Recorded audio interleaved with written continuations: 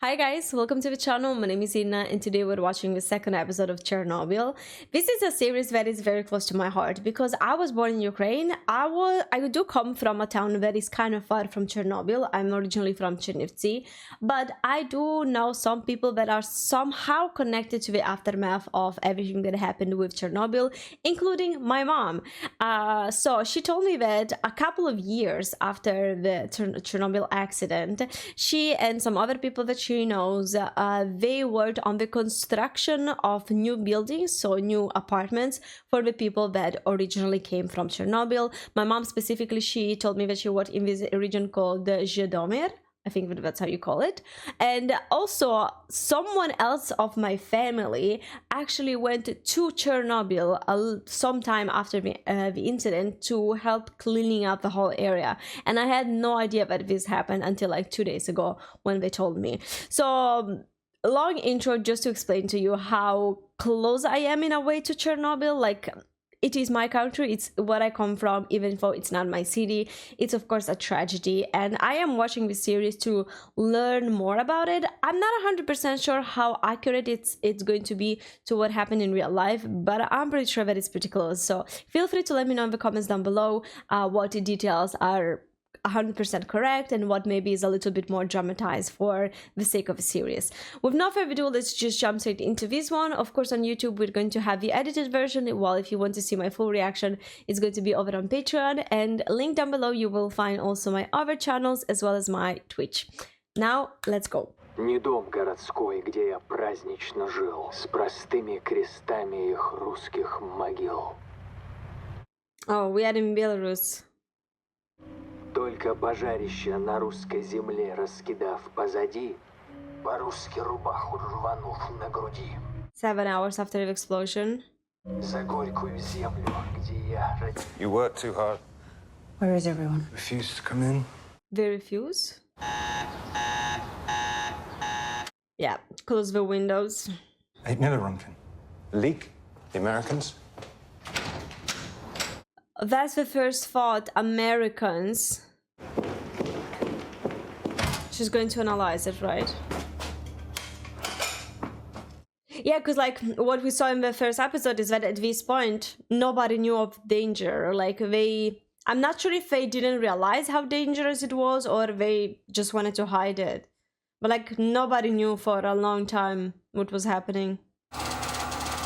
Iodine 131. It's not military, it's uranium decay. Reactor fuel. Mm-hmm. Yes, this is Ulana Homyuk with the Institute of Nuclear and... They're at 4. It's not them. Who's the next closest? It's Chernobyl, but that's not possible. They're 400 kilometers away. And that's too far for 8 millironkin. They'd have to be split open. Maybe they know something. That tells us a lot. But they cut the lines in Chernobyl. The telephone lines are not working, right? Nuclear test? New kind of bomb? We'd have heard that's what half our people work on here. They're thinking about No everything. one's answering the phone. This tells us how bad it is. It tells us everything that we need to know. Oh my gosh. It's a tragedy. What are you doing? What is that? Milk. It's milk. Much better than water. No, stop, stop! What are you doing? These are radiation burns. Their clothes are contaminated. We're taking it down to the basement. Can you stop pushing, please? Oh, that's Vasily's wife.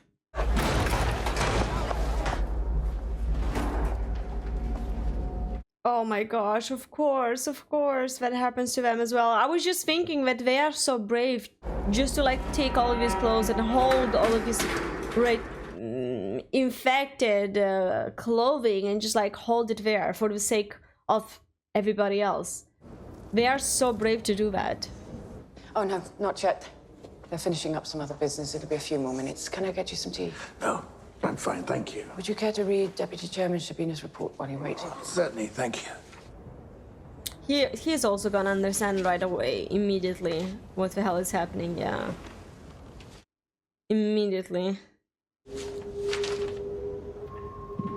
All right, Professor, they're ready. Looks like he's about to faint because like the information is just too much.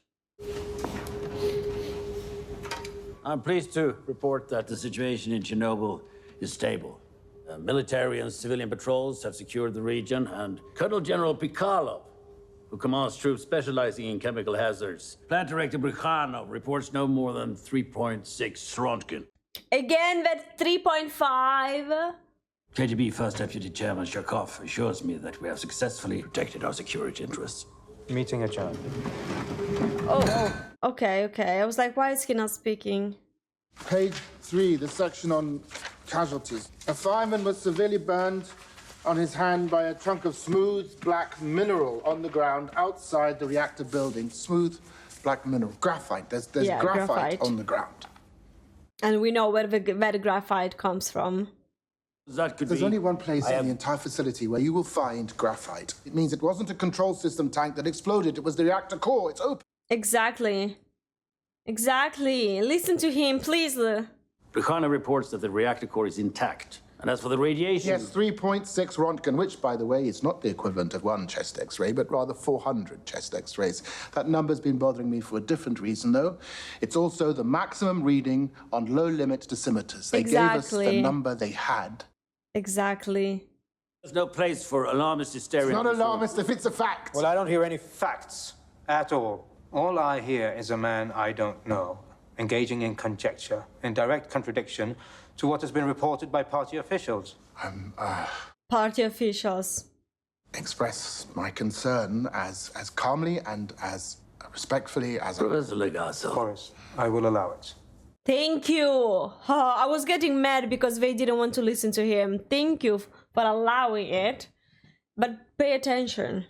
An RBMK reactor uses uranium-235 as fuel. Every atom of U-235 is like a bullet, traveling at nearly the speed of light, penetrating everything in its path: woods, metal, concrete, flesh. Every gram of U-235 holds over 1 billion trillion of these bullets. That's in 1 gram. Now, Chernobyl holds over 3 million grams, and right now it is on fire. I just got chills hearing that. 3 million, billion, trillion bullets in the air we breathe, the water we drink, the food we eat. Most of these bullets will not stop firing for 100 years. Some of them not for 50,000 years. Yes, and this concern stems entirely from the description of a rock. Yes. I'm in pain right now. I'm in pain. Comrade Sherbina, I want you to go to Chernobyl. You take a look at the reactor, you personally, and you report directly back to me. Wise decision, Comrade General Secretary. And take Professor Legasso with you. Oh. And go look at the core. Forgive me, Comrade General Secretary, but I don't... Do you know how a nuclear reactor works? No. No. Well, then how will you know what you're looking at? This is a wise man. I'm not sure if I understood who this person is, but a wise one, definitely.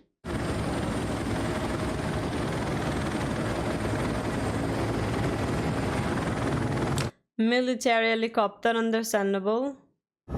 How does a nuclear reactor work? It's hardly a simple answer. Of course. Tell me how a nuclear reactor works, or I'll have one of these soldiers throw you out of the helicopter.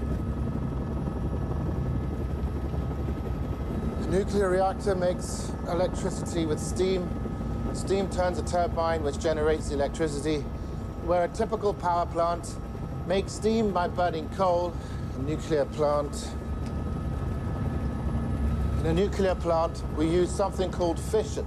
We take an unstable element like uranium-235, which has too many neutrons. A neutron is... The bullet. The bullet. Yes, the bullet. So, bullets are flying off of the uranium. Now, if we put enough uranium atoms close together, the bullets from one atom will eventually strike another atom. The force of this impact splits that atom apart, releasing a tremendous amount of energy. Fission. And the graphite. Yes. In RBMK reactors, we surround the fuel rods with graphite to moderate, slow down the neutron flux. Yeah, like, to stop it, like, right? They put the graphite thingies inside the core. I know how a nuclear reactor works. Now I don't need you. So arrogant! Shut up! How can you be so arrogant to say something like that? You think that you know how everything works because they explained it to you as if you were stupid? Get away from them. Oh my God. You want to get sick? Go. Please, take her. Oh my gosh. Excuse me, I'm Vasily Ignatenko's wife. He's a fireman. He's being transported by helicopter to Moscow. Hospital number 6. Why, is he all right? Can I see him? You want to see him, go to Moscow. But they're not letting us leave here. Tell them Major Burov allows it. When are they taking him? Now. Why are they taking these people to Moscow? Because like they realize that they're in horrible conditions? So they're taking them to Moscow to try to give them a chance, or? We're approaching a power plant. What have they done? That gave me the chills. Look, that's graphite on the roof. Look at that glow. That's radiation ionizing the air. Wow. Deal with the building. Boris, Don't use we my fly name. directly over. I know The those reactor your will be advice. dead within a week. Dead. Now you Get us over listen. that building, or I'll have you shot. If you fly directly over that core, I promise you by tomorrow morning you'll be begging for that bullet. Oh my gosh. Like, don't you understand how serious it is? Like, he's actually telling you we are in danger, like me and you and everybody here, and he still wants to do whatever he wants? Like, how can you be so arrogant? Oh, we are back in Minsk here, okay. Oh, it's that scientist lady from the beginning, right?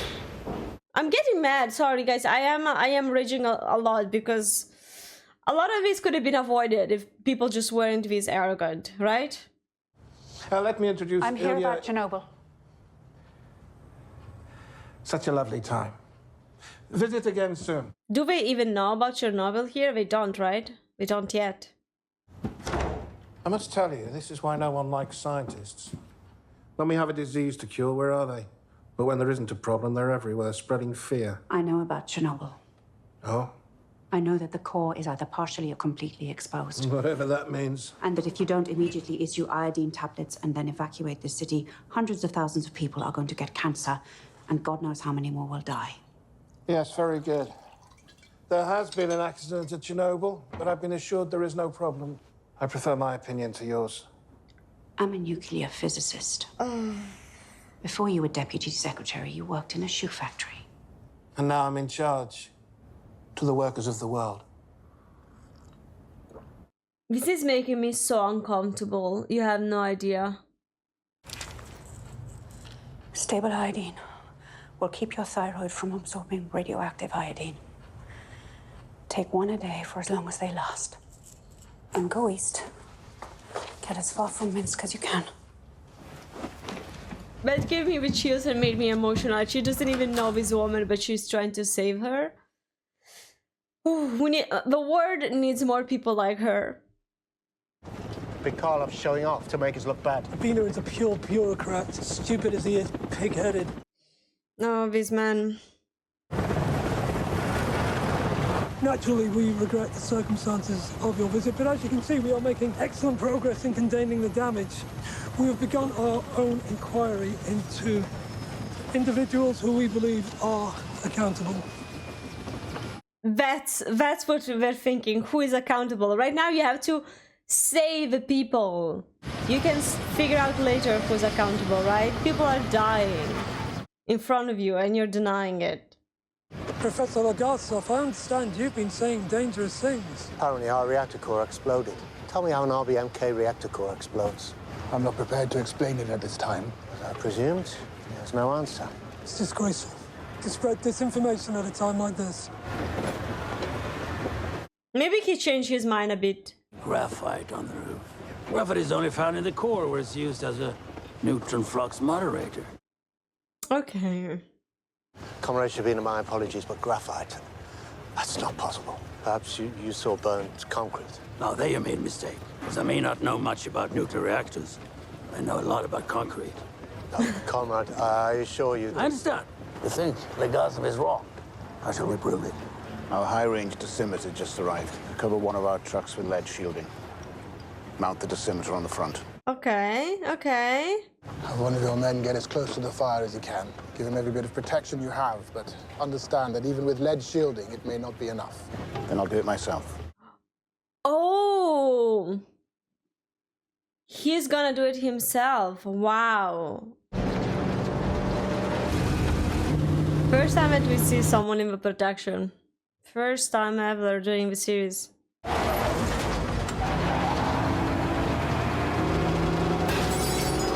I mean, that's a way to do it, I guess.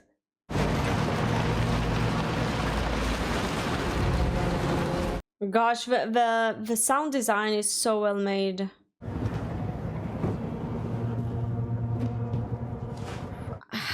I can feel the tension. He's back. Is that just water, or are they using some type of solution to help minimize radiation?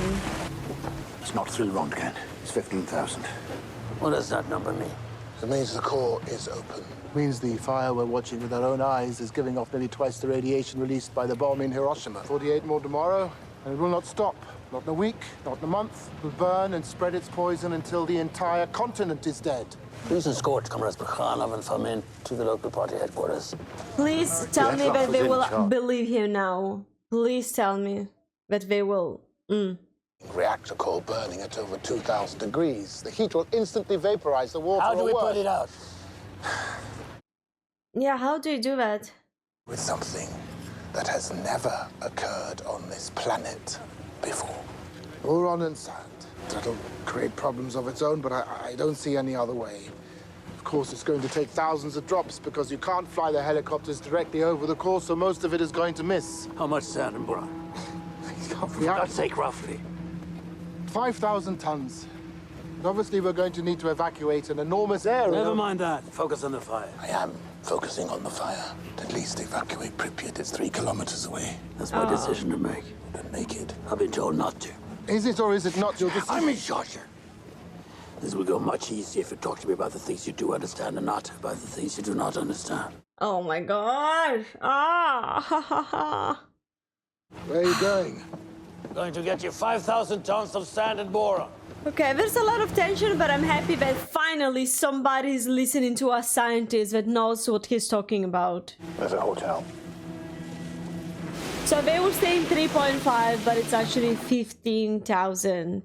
15,000. That's crazy.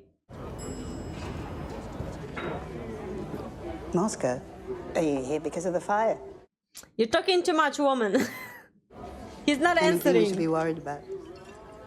Oh. No.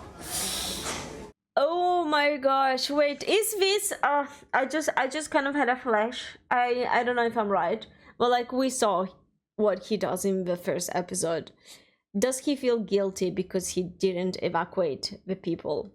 It's not his call to make. Living with that type of guilt can be tough. If you're a good person, that's just like a guilt that it's very, very heavy. I don't want to say anything else. Oh my gosh, the animals. I feel so deeply sorry for the animals too. So this is the next morning, 30 hours after the explosion. Remind them about the perimeter. They cannot fly directly over the fire. A minimum of a 10-meter perimeter. These people are risking their lives. I don't even know if they're aware of it. No. They're too close. How are they? The wind will have to carry it. You cannot go over the core. Or they're dead if they do. I repeat, they are too close. He disappeared inside of it. Is there any other way, Legazo? Send the next one in. Send the next one in. It's Alana Homiuk from Minsk. Oh, yes. How nice of you to phone. It's been too long. I was actually calling about our friend. You know, the one in the country. Oh, yes, of course. But his nephews are flying down. And they always bring cool weather. Simka, who's 14, and little Boris, who's 5. They're speaking in code. Maybe I should visit. No, they don't want visitors. I'm sorry, I have to get back to work. It's very busy right now. Goodbye. They were talking in code, right? Right? They're dropping sand and boron on the fire. That's what I would do. Yes, I'm sure it is. That's so smart of them. Where are you going? Chernobyl. Oh, wow. She's even braver than what I thought. She's going to Chernobyl knowing how dangerous it is. What? There are 50,000 people in the city. Professor Ilyin, who's also on the commission, says the radiation isn't high enough to evacuate. Ilyin isn't a physicist. Well, he's a medical doctor. If he says it's safe, it's safe. Not if they stay here, and we'll be dead in 5 years. I'm sorry, He's probably right, though.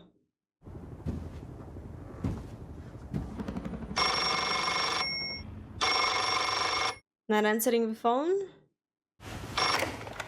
Turbina. Thank you. What's happening? What else is happening? A nuclear plant in Sweden has detected radiation and identified it as a byproduct of our fuel. The Americans took satellite photos, the reactor building and the smoke, the fire. The whole world knows. The wind has been blowing toward Germany, not letting children play outside. Do you understand how dangerous this is? He was very arrogant at first, but I think that maybe he's actually smart and he's changing his mind a bit. One of the atomic reactors at the Chernobyl atomic power plant in the city of Kiev was damaged, and there is speculation in Moscow that people were injured and may have died. The Soviets may have been fairly quick to acknowledge the accident because evidence, in the form of mild nuclear ready... 36 hours here. Are these buses for evacuation?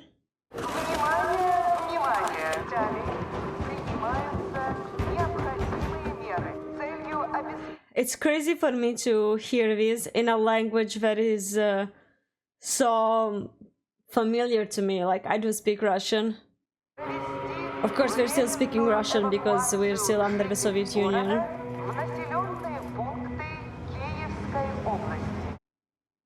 I can't even imagine how these people felt.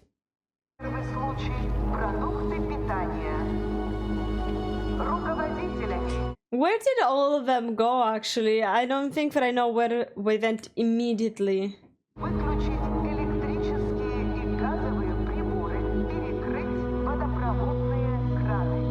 My heart is breaking for all of these souls.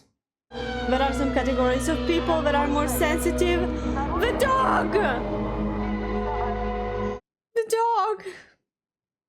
I could never, ever... Like, they are family. How? My gosh. I'm so sorry for all of these people. Turn around. This is a restricted zone. I'm from the Belarusian Institute for Nuclear Energy. Do you have permission? Listen to me. I need to speak to someone urgently. Turn around right now, or I'll arrest you. If you arrest me, you should take me to the highest possible authority. Wow, this woman has the guts. Are you right? Of course. Comrades, the guards arrested this woman at the South Check. Oh, they actually did. I know that your reactor core is exposed. I know the graphite's on fire, the fuel is melting, and you're dropping sand and boron on it, which you probably thought was smart, but you've made a mistake. Olana Yurevnyu-Khomyuk, chief physicist, Belarusian Institute for Nuclear Energy, and you're Valery Alexeyevich Legasov. Okay. Smothering the core will put the fire out, but the temperature will eventually increase. It will melt down. I'm perfectly aware. But I estimate at least a month before it melts through the lower concrete pad, which gives us time. No, you don't have a month. You have approximately 2 days. Whoa. The fuel would take a month to reach the concrete pad here. But first... I understand your concern, but I confirmed it with plant personnel. The tanks are nearly empty. No, they were nearly empty. Each of these points here all drain to the bubbler pools. And every pipe in the building ruptured, and then there are those fire engines that I saw on the way in. Fire hoses are still connected. They've been gushing water into the structure this whole time. Tanks are full. От Совета министров СССР. На Чернобыльской атомной электростанции Is this an actual TV transmission? Пострадавшим оказывается помощь. Создана правительственная комиссия. Oh, hello again. I have 10 minutes. Then I'm back on the phone, apologizing, friends. Apologizing to our enemies. Do you understand what's at stake, Boris? Ah, Boris, that's his name. Okay. Professor Legasso. There is some good news. There's been a reduction in radionuclide emissions. There is also an additional problem. The uranium will melt the sand, creating a kind of lava which will begin to melt down through the shield below. This is Ulana Khomyuk of the Belarusian Institute. We are now aware that the tanks are, in fact, full. Yeah, that's a big problem. When the lava enters these tanks, it will instantly superheat and vaporize approximately 7,000 cubic meters of water, causing a significant thermal explosion. Another explosion? 2 and 4 megatons. Everything within a 30-kilometer radius will be completely destroyed, including the 3 remaining reactors at Chernobyl. The entirety of the radioactive material in all of the cores will be ejected at force. Oh my gosh. By a massive shockwave, which will extend and likely be fatal to the entire population of Kiev, as well as a portion of Minsk. The release of radiation will be severe and will impact all of Soviet Ukraine, Latvia, Lithuania, Belarusia, as well as Poland, Czechoslovakia, Hungary, Romania, and most of East Germany. Oh my gosh, I'm getting chills, like, it's crazy. No. Impact. For Belarusia and the Ukraine, impact means completely uninhabitable for a minimum of 100 years. And how long before this happens? Approximately 48 to 72 hours. How do you stop it? I have no idea how we could stop it now. We may have a solution. We can pump the water from the tanks. Unfortunately, the gate can only be opened manually from within the duct system itself. So we need to find 3 plant workers who know the facility well enough to enter the basement here, get to the sluice gate valve here, and give us the access we need to pump out the tanks. Of course, we will need your permission. My permission for what? The water in these ducts, the level of radioactive contamination. They'll likely be dead in a week. She goes straight We're to the asking point. for your permission to kill 3 men. What a sentence. What a sentence. Comrade Legasov, all victories inevitably come at a cost. I just realized, is this guy Gorbachev? No, right? Is it? Oh, the dogs. The dogs. Everything abandoned like that. Literally a ghost town at this point. And of course, any volunteers will be rewarded. With death. 400 rubles. Why are reactors 1 and 2 still operating at all? My friend was a security guard that night, and she's now dying. Do you even know how contaminated it is? I don't have an exact number. You don't need an exact number to know if it will kill us. But you can't even tell us that. Why should we do this? For what, 400 rubles? You'll do it because it must be done. Because nobody else can. Motivational speech. Millions will die. If you tell me that's not enough, I won't believe you. This is what has always set our people apart. 1,000 years of sacrifice in our veins. And every generation must know its own suffering. I spit on the people who did this. And I caused the price I have to pay. I'm making my peace with it. Now you make yours. Because it must be done. It must be done. It's a tough situation because he's right, it must be done. But how do you find the courage to volunteer, to go and die? Ananenko. Where's Parlov? Baranov? And we have to thank these 3 men. We all have to. Yeah, but like, I mean, it's almost weird that they have all of this protection, because we know that that's not gonna do much, but they have to survive at least to complete the mission. They know that they will die.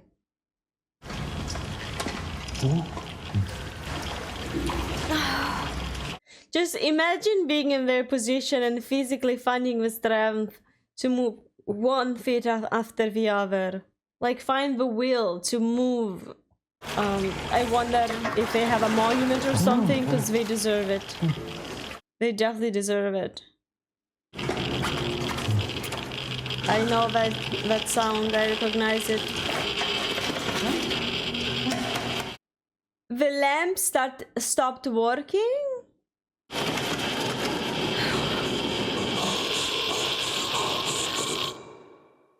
that's how the episode ends.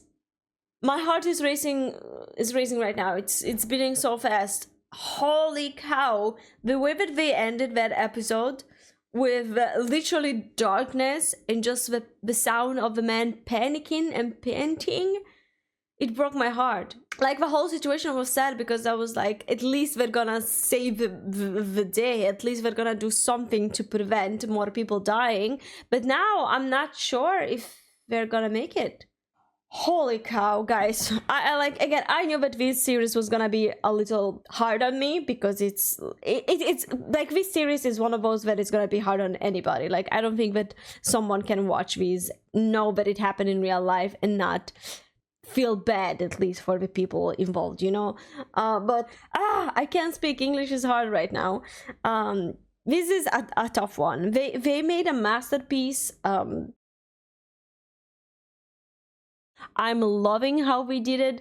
I'm loving the serious approach of it, and it's just like raising in me a lot of questions that I didn't have before, like these three men, for example. Of course, we're gonna see what happened to them in the next episode, but at the same time, like, I want to know what happened to them in real life, because at this point I don't think that they will survive. Like, whatever they complete the mission now or not, like, they have been exposed to so much radiation that they will probably not live long. We know that it's been mentioned in the episode. Yeah, it's just like raising a lot of questions in me, and a part of me really likes it because it's important that we talk about stuff like that. It's just like another way, another episode where history has to be a lesson for us. And I really hope that in one of the episodes they will focus a little bit also on the legal implications. Like, we know that in the first episode on the tape, the man was saying that, you know, a certain someone doesn't deserve 10 years of prison, they deserve death. I really hope that they will show us a little bit of what happened legally and all of that. I'm sorry if I was maybe a little silent. I'm not sure how I looked, how I sounded during the reaction, but it's definitely having an impact on me. So thank you so much for sticking around. Thank you so much for watching this with me, and I'm gonna see you in the next episode. Bye.